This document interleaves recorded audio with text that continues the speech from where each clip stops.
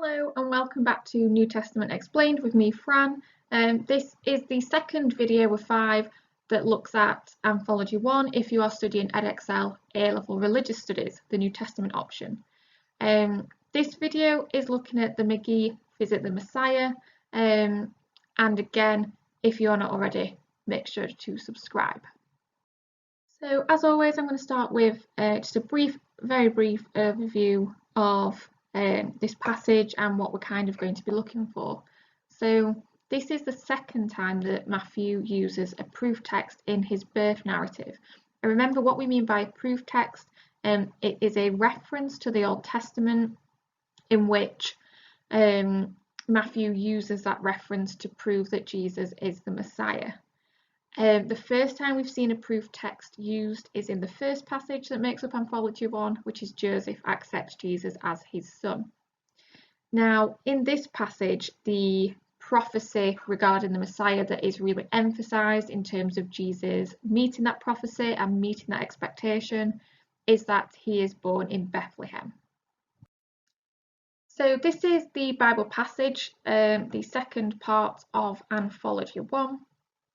Remembering, as with the last video, the blue highlight is the proof text and the yellow highlight is anything else that is interesting to analyse.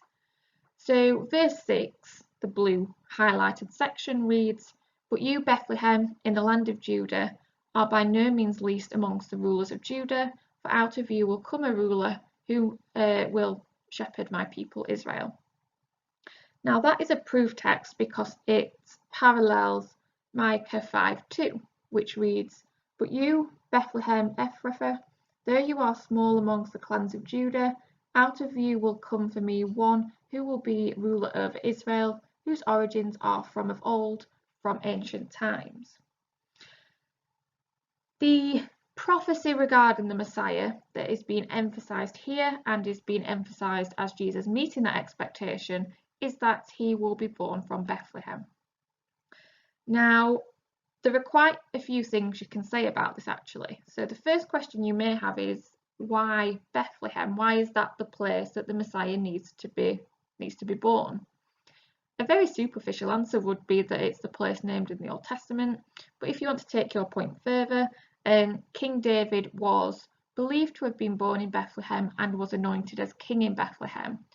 And so what is significant about this place is that it symbolises a link to King David, and therefore Jesus being born in Bethlehem is not only an example of him meeting a prophecy regarding the Messiah, but it is a inference that Jesus is linked to King David, which is another prophecy regarding the Messiah.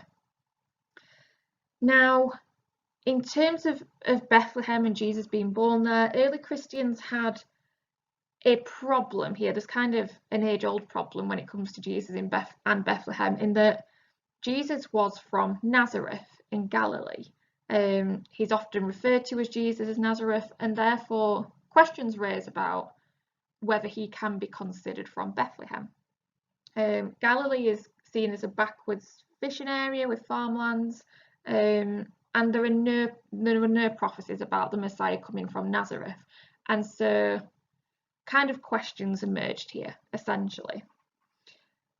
How Matthew addresses this problem is that in this narrative, in this passage we've got in front of us, he says that Jesus' family were really from Bethlehem, and that they moved to Nazareth later on, which will be revealed later in this anthology section. Jesus being from Galilee is likely to be true because it passes what is called the criterion of embarrassment. And what that means is it's not ideal that Jesus was from Nazareth, that he was from Galilee. And in an ideal world, what you would do if that doesn't fit what you want to happen in regard to Jesus is you would just delete it out when you write your gospel, is that you would just not mention it. However, because it is such a prevalent fact and it's one that, whilst embarrassing, you can't ignore, it ends up in the gospel, and it therefore means it is likely to be true. It is something that when we read, we think that is going to be true because it is something that is embarrassing in terms of the point that Matthew is actually trying to get across overall. So in terms of that one line in blue, there is a lot of things you can say. You could talk about Bethlehem in the Old Testament being a prophecy that the Messiah would be born there. You can talk about the link to King David, and you can talk about issues surrounding Jesus and his connection to Bethlehem more specifically. Now moving down to the yellow text, we've got verse 10 and 11 that reads, "When they saw the star, they were overjoyed. On coming to the house, they saw the child with his mother, and they bowed down and worshipped him."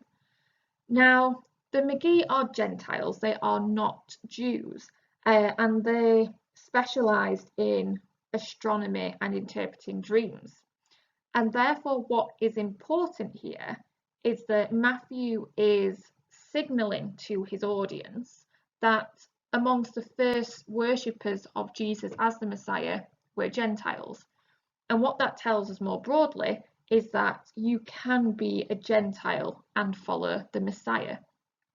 Now, you have to remember that the Gospels were written after Jesus died, resurrected, ascended into heaven, and therefore Matthew, in writing his Gospel, is addressing his audience, the people who are living around him, his contemporaries. And therefore, what he is probably trying to get across, even more broadly speaking, is that you can be a Christian and a Gentile. Jesus is not exclusively for the Jews. And then the final sentence we've got, "Then they opened their treasures and presented him with gifts of gold, frankincense, and myrrh."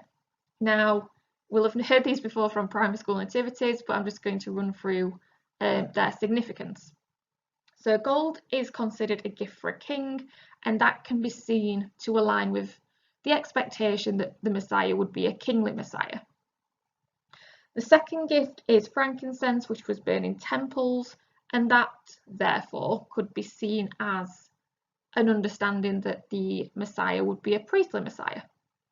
And finally, myrrh is a medical ointment, and therefore what that could suggest is that the Messiah would be the suffering servant, the one in Isaiah, the one that we look at in this topic.